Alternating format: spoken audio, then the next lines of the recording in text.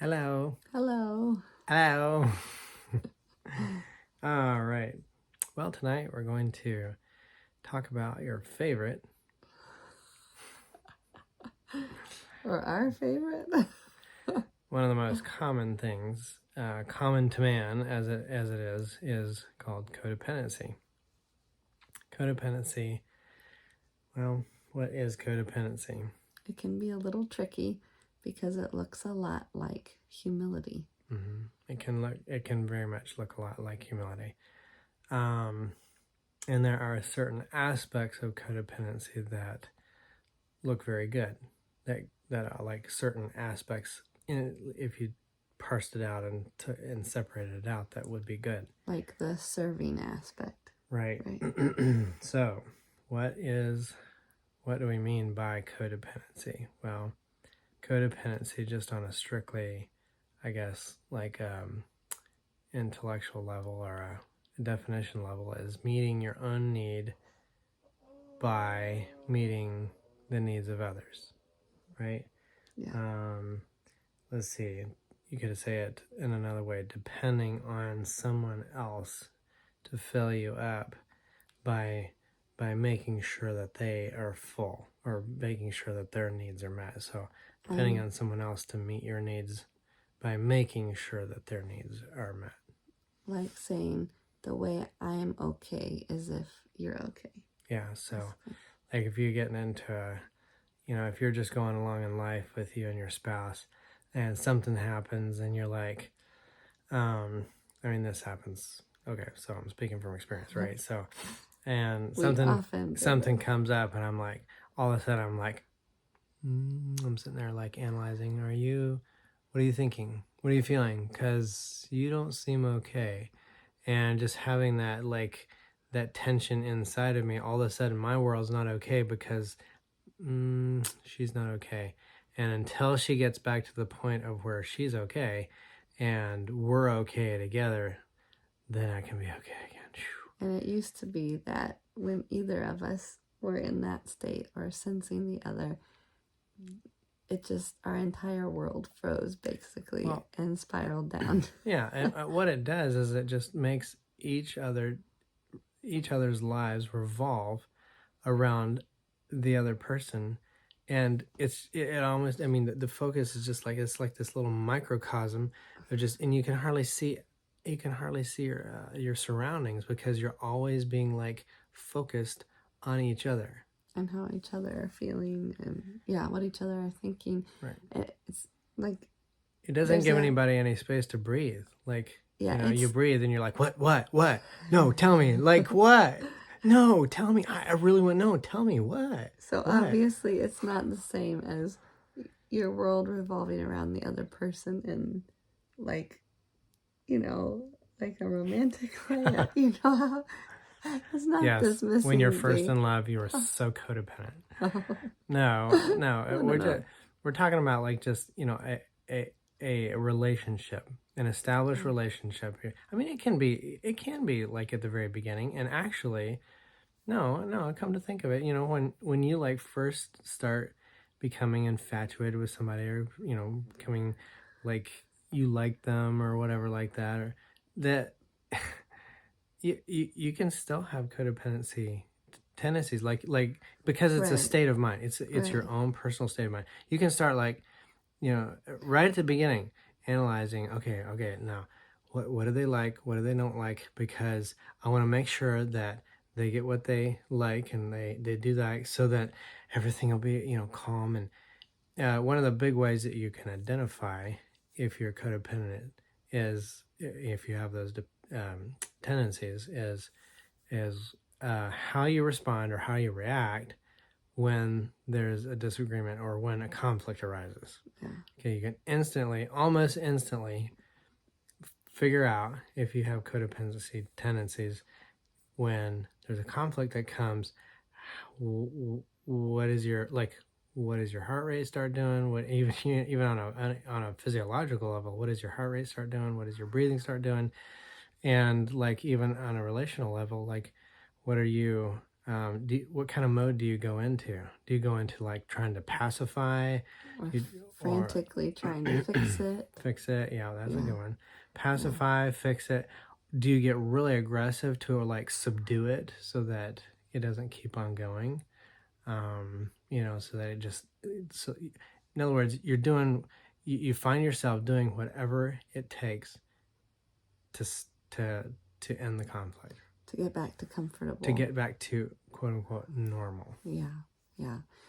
I guess I was just trying to say that it's not bad to like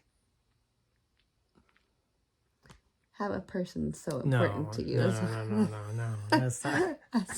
I was just trying to clarify that with the whole your world revolving around. Right. So what does a couple other examples look like? Okay, so of codependency, of the unhealthy. Yes, not of being in love. All right. So, these are taken from real life examples.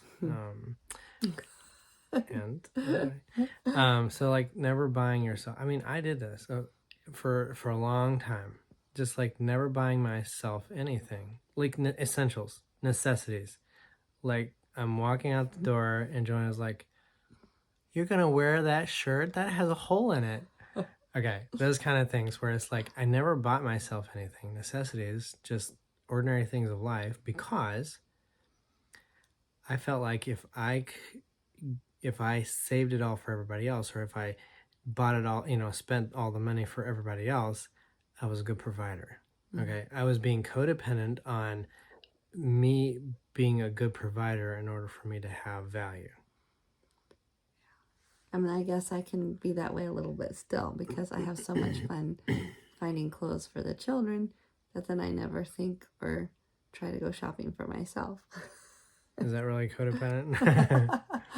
It can turn that way. It can certainly turn that way. So, okay, here's another example. Having a need to appear.